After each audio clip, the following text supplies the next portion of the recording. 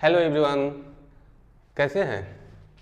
आज का सवाल है, यदि किसी बेलनाकार टैंक की धारिता 1848 मीटर क्यूब है और उसके आधार का व्यास 14 मीटर हो तो टैंक की गहराई होगी। यह सवाल टीजीटी में पूछा गया था। पहला ऑप्शन है 12 मीटर, दूसरा 8 मीटर, तीसरा है 16 मीटर, उपयुक्त में से एक से अधिक, और अंतिम में है उपयुक्त में से कोई नहीं। 5 ऑप्शन है। तो सबसे पहले धारिता का मतलब होता है आयतन।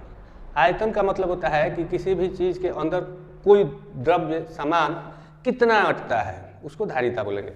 दूसरी चीज़ दी हुई है कि टैंक की गहराई। तो हम लोग गहराई और ऊंचाई दोनों बात बराबर होता है, ठीक है। तो यहाँ पर व्यास भी दिया हुआ है।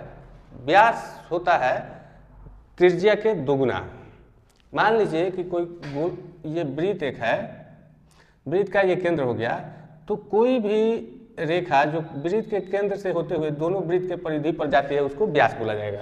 यहाँ आ गया आपका केंद्र, इसको केंद्र से परिधि के बीच की दूरी कहीं भी समान होता है, तो ये जो केंद्र से दूरी होती है परिधि की उसको त्रिज्या बोलेंगे, और परिधि से परिधि तक की दूरी जो बीच में केंद्र से होकर जाए उसको व्यास कहेंगे, ठीक है।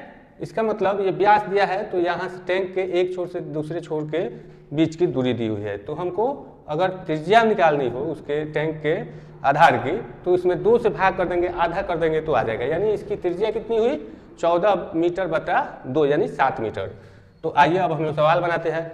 ये सीधे है, इसका निकलता है, दिया हुआ है, धारिता दिया हुआ है, और धारिता का मतलब हो गया कि बेलनाकार है तो बेलन की धारिता या बेलन का आयतन जो होता है पाई आर स्क्वायर एच होता है, ठीक है। तो हमारा दिया हुआ है कि पाई आर स्क्वायर एच का मान दिया है, ये धारिता हो गया 1848 मीटर क्यूब, ठीक है। अब हम लोग इसमें मान रखते हैं, पाई का मतलब हो गया 22/7, आर का मतलब हो गया 7 मीटर गुने 7 मीटर आर का स्क्वायर। एच हमको निकालना है, गहराई निकालना है, तो गहराई या चाहे ऊंचाई बात बराबर होती है। ये बराबर होता है 1848 मीटर क्यूब के, ठीक है। अब हम लोग इस 7 से इसको काट देंगे तो ये हो जाएगा हमारा 264।